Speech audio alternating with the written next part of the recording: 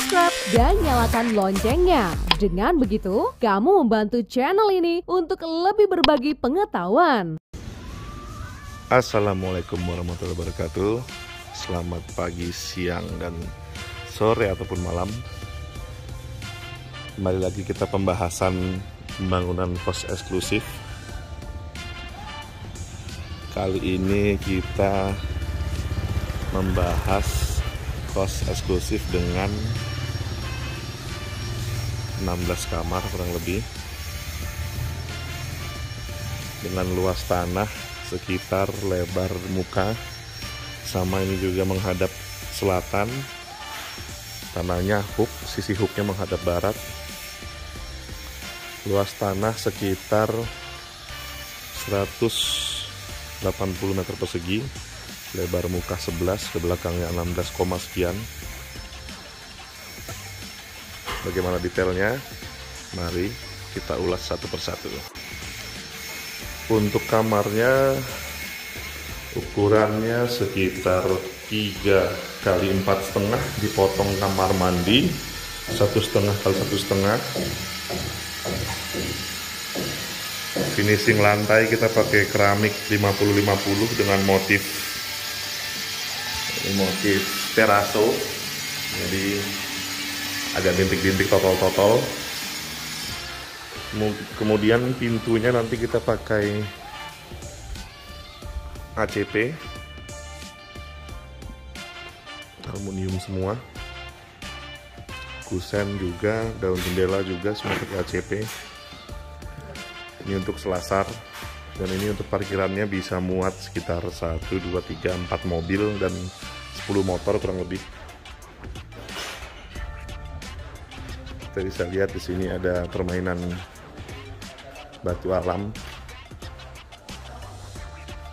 Jadi ada permainan batu alam yang kita ekspos dengan pola penyusunan acak.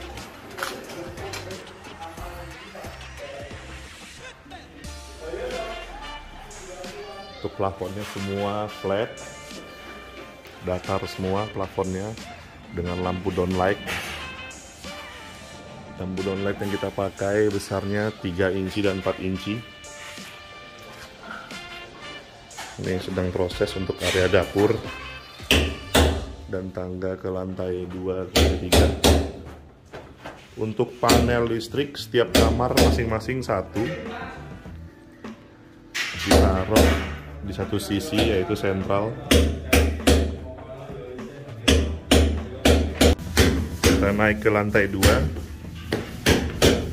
Dari sisi tangga kita tempatkan roster buat sirkulasi udara dan cahaya.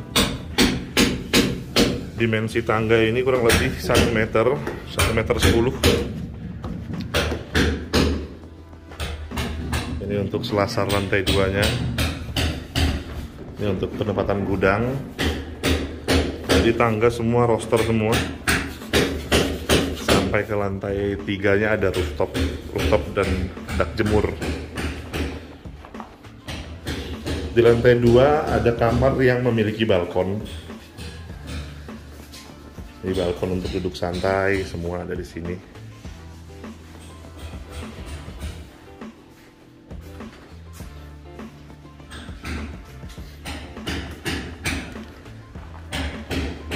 Untuk lebar dari selasar tengah ini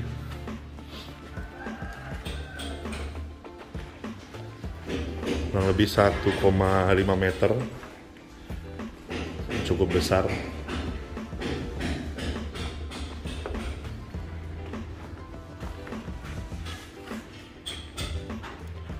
Kita bisa lihat kamar mandi kita pakai granit 30-60.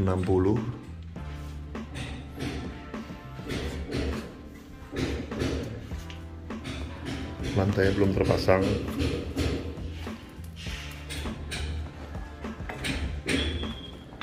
Kita pakai keramik biasa, mereknya Mulia Tile, tapi udah cukup bagus. Karena kalau kita berukur kos-kosan harus menghitung balik modalnya atau break even point, BEP.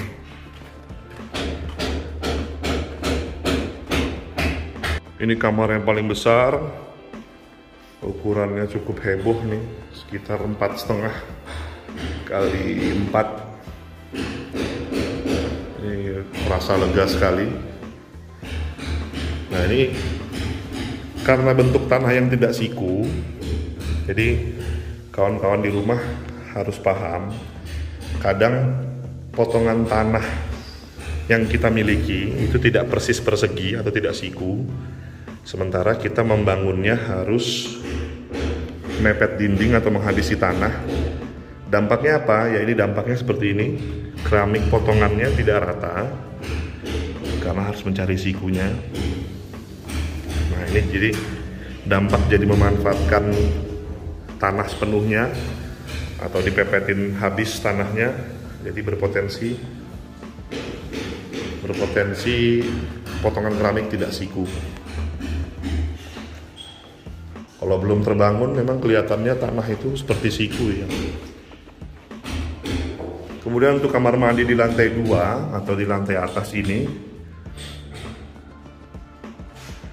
kita wajib melapisi dasaran kamar mandi ini dengan sikat top seal agar mengurangi potensi rembesan atau kebocoran. Biasanya kebocoran itu sering terjadi di sisi-sisi buangan kloset ini atau sisi-sisi buangan drain ini. Paling rentan sekali itu rembes kebocoran. Jadi harus ditreatment dengan sikat top seal untuk mereduce itu. Cat yang kita pakai Jotun dan well done. Interior kita pakai well done sudah cukup. Kalau eksterior kita pakai Jotun karena durability-nya terhadap cuaca eksterior cukup bagus. Saklar-saklar semua pakai Broco. Broco juga ini Broco yang standar, jadi ada untuk antena TV, colokan lampu, colokan TV. Di situ ada colokan buat nakas nanti belajar. Plafon juga kita pakai yang flat dengan profil lis-lisan di sampingnya. Jadi untuk di selasar tengah ini, di jalan akses tengah kos-kosan ini semua terbuka. Jadi sisi utaranya dipadu dengan roster sirkulasi angin dan cahaya. Sisi selatannya kita bikin terbuka seperti itu, jadi sirkulasinya tetap sehat. Karena biasanya selasar ini kalau tidak dikasih sirkulasi udara dan cahaya yang baik, pengap sekali dia.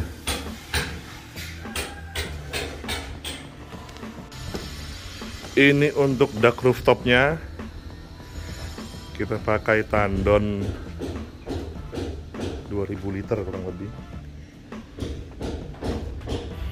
Kemudian genteng kita pakai metal pasir karena genteng tidak diekspos pada fasad bangunan, jadi kita pakai yang hemat saja. Metal pasir ini sudah cukup mereduce biaya. Atap gentengnya kita pakai galvalum pasir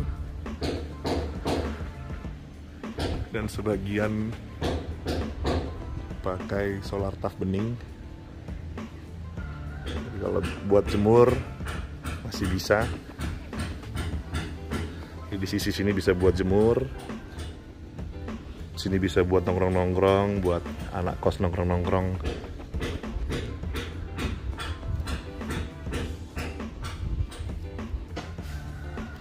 Memaksimalkan ruang pada bangunan. Kita lihat pemandangannya.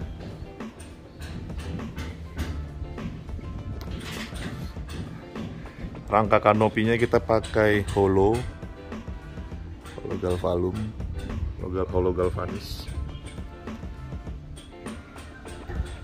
Jadi diharapkan lantai rooftop ini bisa menjadi komunal space-nya anak-anak kos buat mereka nongkrong, mengerjakan tugas dan lain-lain.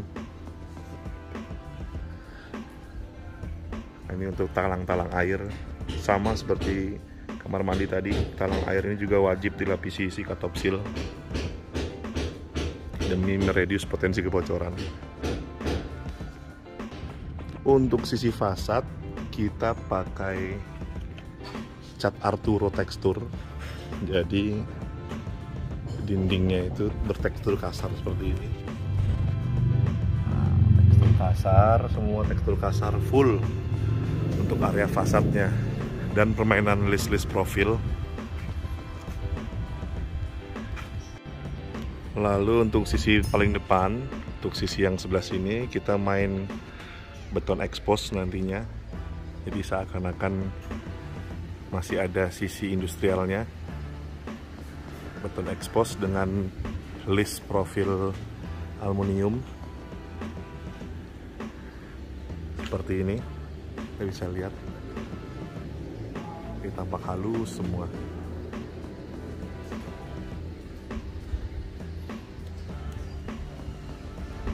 Jangan lupa mainin pot-potan buat tanaman, karena ini hampir full bangunan pada tanahnya.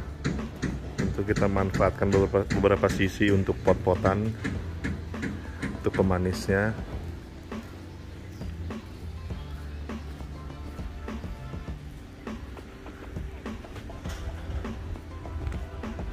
Berapa potensi income yang bisa didapat dari kos-kosan eksklusif yang satu ini? Dengan jumlah kamar 15 buah atau 16 satu untuk penjaga. Jika asumsi per kamar 1,5 juta sebulan, potensi income yang dihasilkan kurang lebih sekitar 22 juta per bulan.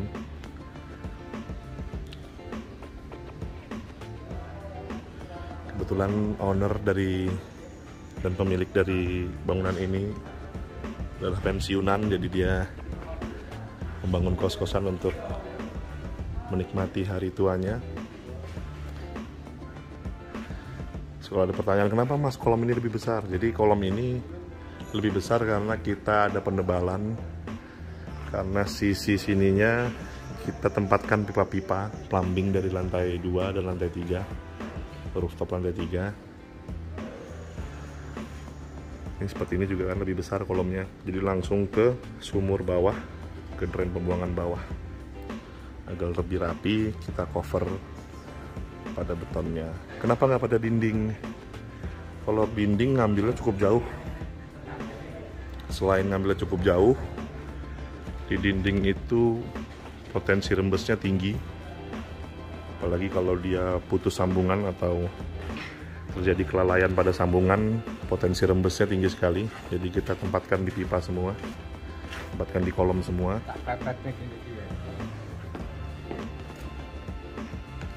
Bagaimana? Berminat untuk bangun kos-kosan? Untuk jasa pembangunan di Jogja, bisa hubungi kami. Untuk jasa desainnya, kami melayani seluruh Indonesia. Jika butuh ekskalasi pendapatan dan ekskalasi total pembangunannya juga bisa hubungi kami. Kami bisa bantu estimasikan. Sekian dulu, kita lanjut ke video selanjutnya. Assalamualaikum, terima kasih. Terima kasih sudah menonton. Jangan lupa subscribe.